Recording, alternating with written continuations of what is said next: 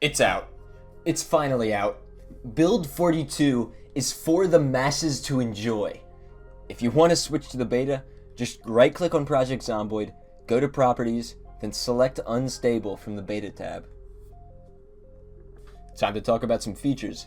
The first thing you'll notice when booting the game up is the background is now animated and cleaned up. They even have this cool 3D spinning effect. It looks amazing.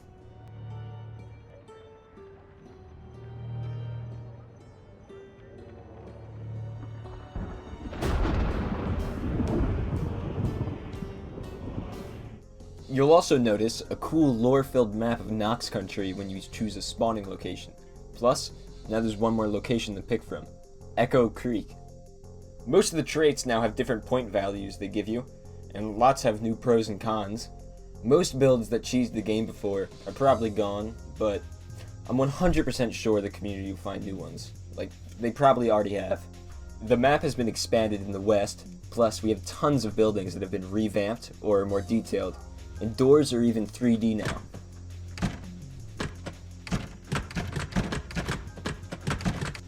The map also finally goes underground. There are certain basements and underground areas that always spawn every time the game is started, but most are randomly selected for each house, which makes the game a bit more random each time. Now instead of everywhere having a global light value, with inside just being slightly darker, every single room and tile is simulated correctly, with rooms with no light having a dark blue hue, so you can still see, but your character can't. So, no reading, and you're probably going to have trouble landing shots. A big plus to me is most light-emitting objects now have a glare on the texture, which adds a lot more than you think. Now we finally have chunk caching and other various forms of optimization, so your game should be running a lot smoother.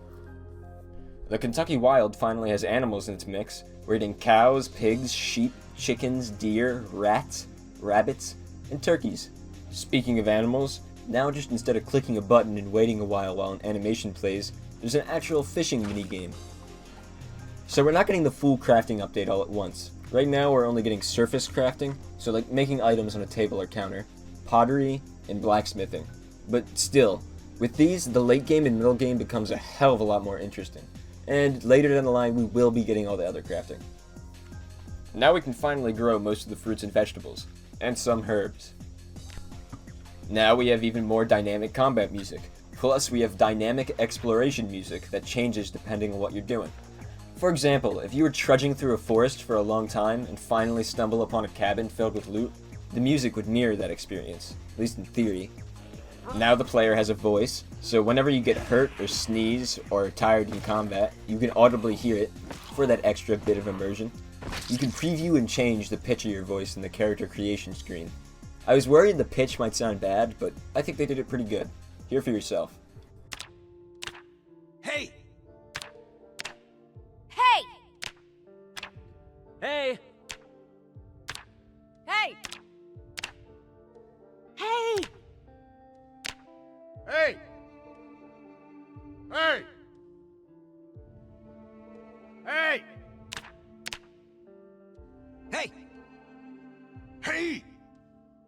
We're getting new items for pretty much every type. Containers, weapons, new furniture, new like water bottles, new clothing, pretty much everything. Now instead of just a chance-based percentage with firearms, it's a chance-based percentage with an aiming reticle. So where you shoot, like with the cursor, is actually where your character shoots. Well, again, in theory. It seems kinda clunky. They've said aiming downstairs is problematic. From what I've played, aiming down whatsoever is problematic. Maybe it's just a skill issue and I'll get over it. The UI now scales to 4K and is no longer pixelated.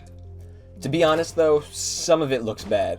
I'm alright with pretty much everything, because some of it's just, first release beta stuff, so I can excuse it. But Moodles don't look great.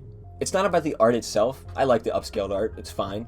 But the border not being a perfect circle makes me angry. Now the wilderness of the map is randomized. Plus, look at this sexy new grass.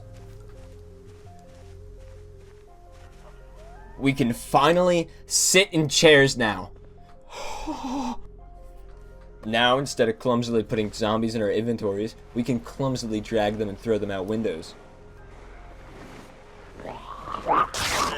When you fight, you're going to get muscle fatigue like you get when you exercise.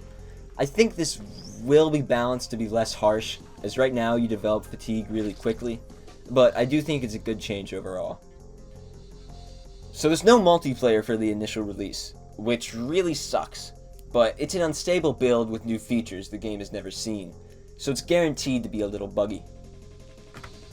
But that's not the very end of it. As Build 42 continues, we're going to get tons of bug fixes, obviously, but we're also going to get expanded crafting, more skills and professions, improved hunting. Large hordes of zombies will be able to break even metal fences, and we're going to get raccoons. And some sort of foreboding mystery mark. I have no clue what it means, but it's there.